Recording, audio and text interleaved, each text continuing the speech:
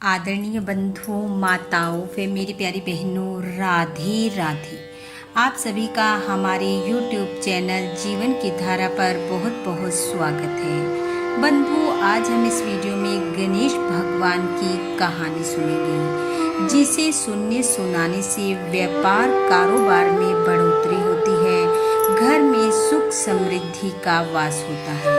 कथा कहानी सुनने के बाद यदि आप हमारे चैनल पर नए हैं तो कृपया हमारे चैनल को सब्सक्राइब करें, बेल आइकन को प्रेस करें ताकि हमारे वीडियो की नोटिफिकेशन सबसे पहले आप तक पहुंचे। वीडियो को शेयर व लाइक भी जरूर करें। कथा कहानी के अनुसार एक नगर में एक सेठ सेठानी रहते थे। उनके यहाँ एक ब्राह्मणी हर रोज रोटी लेने आती थी। सेठ के घर में प्रवेश करते ही एक पोल बना हुआ था और पोल पर गणेश जी की प्रतिमा रखी हुई थी। ब्राह्मणी जब सेठ के घर से रोटी लेकर जाती तो उस रोटी में से थोड़ा टुकड़ा तोड़कर गणेश जी को भोग लगाती और फिर अपने घर लेकर जाती। यह क्रम कई वर्षों से चल रहा था। ब्राह्मणी नियम से ऐसा करती। एक दिन गणेश जी ने सोचा, यह रोज मुझे रोटी का टुकड़ा देती है, मुझे भी इसे कुछ न कुछ उपहार अवश्य देना चाहिए। अगले दिन जब ब्राह्मणी ने रोटी वाली थैली रखकर भोग लगाया तो गणेश जी ने उसकी थैली हीरे मोतियों से भर दी। घर जाकर जब ब्राह्मणी ने देखा तो वह जान गई कि आज तो गणेश जी उस पर टूटे हैं। अगले दिन ब्राह्मणी सेठानी के घर ना गई। एक दिन बीता, 2 दिन। जब ब्राह्मणी सेठ के घर ना आई तो सेठानी ने अपने घर के नौकर को ब्राह्मणी के घर भेजा। जब नौकर जाकर बोला कि तुम्हें सेठानी ने बुलाया है तो ब्राह्मणी ने कहा कि मैंने बहुत दिन सेठ जी की रोटी खा ली। अब गणेश जी ने मेरे भंडार भर दिए हैं, अब मैं अपने घर की रोटी खाऊंगी। घर जाकर नौकर ने सेठानी से वैसा ही कह दिया।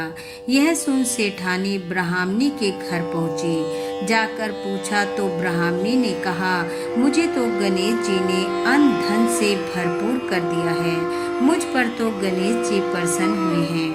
यह सुन सेठानी क्रोधित हो गई और कहने लगी, मेरे घर की रोटी खाकर गणेश जी मुझ पर तो प्रसन्न हुए नहीं, इस पर हो गए। सेठानी घर आई, उसने पोल पर से मूर्ति उतारी और पोखरे में फिकवा दी। कुछ ही दिन बीते थे कि सेठ का काम धंधा चलना बंद हो गया। सेठ सोचने लगा, ये क्या हो गया।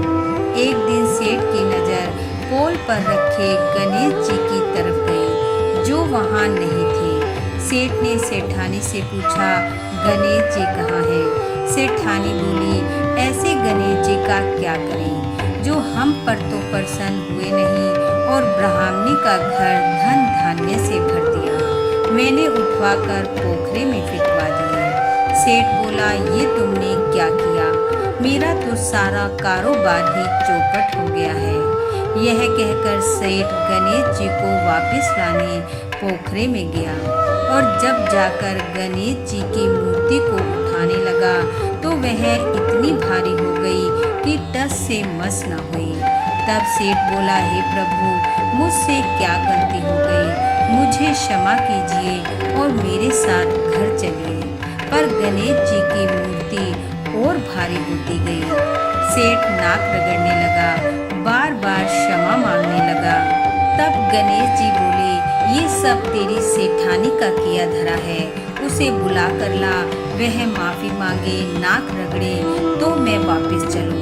वह मुझे हमेशा सवा सेर का चूरमा बनाकर भोजन करावे तो मैं चलूं। तब सेठ जाकर सेठानी को बुला कर लाया, नाक रगड़वा कर माफी मंगवाई, सवा सेर का चूरमा बनाकर भोग लगाने की हामी भरवाई। तब गणेश भगवान हल्के हुए। दोनों ने गणेश जी को लाकर वापस पोल पर बिठा दिया। सेठ का व्यापार कारोबार गणेश जी की कृपा से पहले जैसा हो गया। हे गणेश जी महाराज, जैसा सेठ सेठानी के साथ पहले किया वैसा किसी के साथ मत करना। जैसा बाद ने किया वैसा सबके साथ करना, जैसा ब्राह्मणी को अन्न दिया वैसा सबको देना, सब पर अपनी कृपा बरसाना। इन्हीं शुभकामनाओं के साथ आप सबका बहुत बहुत धन्यवाद। राधे राधे।